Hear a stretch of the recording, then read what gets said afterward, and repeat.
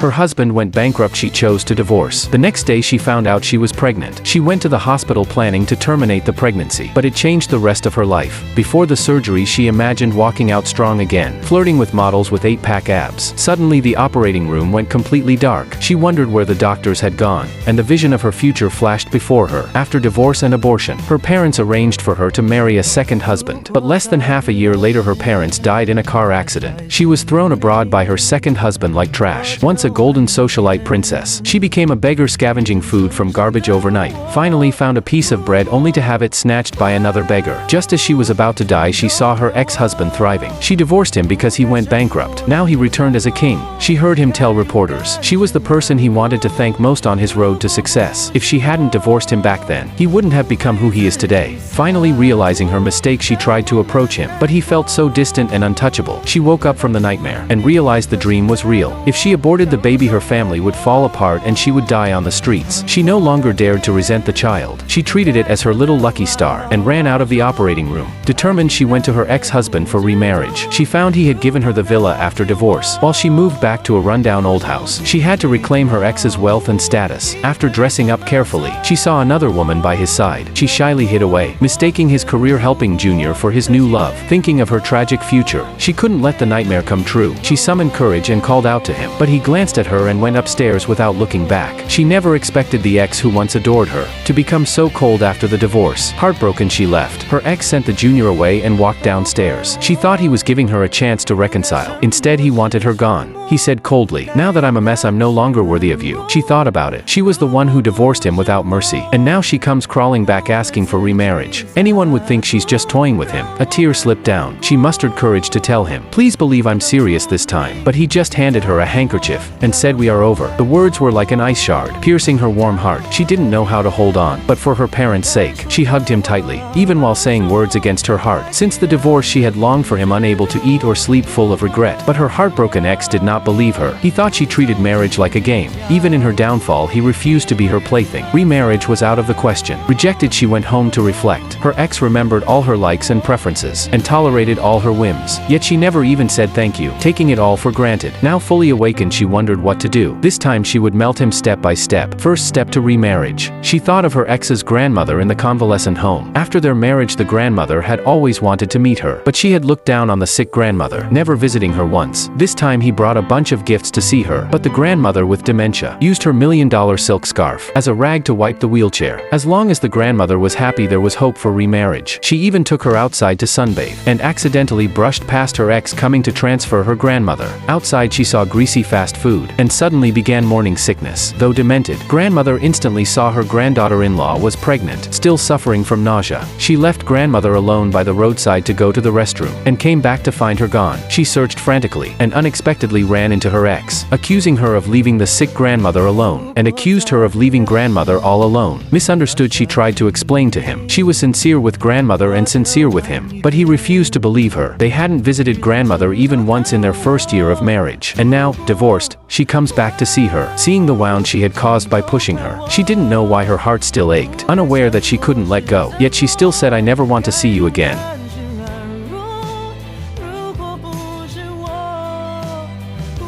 He found grandmother under the wishing tree. Grandmother treated the cut piece charm as a protective charm for her granddaughter-in-law. Grandmother actually wanted to protect her. This made him realize he had misunderstood his ex-wife. He went to find her but saw her limping, still searching for grandmother. As he reached to help her who was about to fall, he learned grandmother had been found. She could no longer hold on and fainted. When she woke up she found herself in her ex's house. She wondered if he had brought her back out of compassion. Eager for an answer, she learned he was leaving the city tonight, never to return. She was frantic, yet he told her to continue being his golden circle princess, to find a better support, and live a carefree life. No matter how desperately she tried to hold him back, it failed. Heartbroken, she left. It started raining heavily outside. She didn't call for the driver. Instead, she gambled one last time. If he saw her on the way to the airport, would he still feel for her like before and choose to stay? She walked through the cold rain to the route he must take to the airport. He clearly saw her, but now she had nothing to offer. Even he didn't know what his future would hold. How could he let her suffer with him? Every refusal to remarry was just to forget her completely. Yet she saw an answer she didn't want to see, realizing she had lost so badly. And as her legs gave way and she slumped to the ground, she heard his all too familiar footsteps.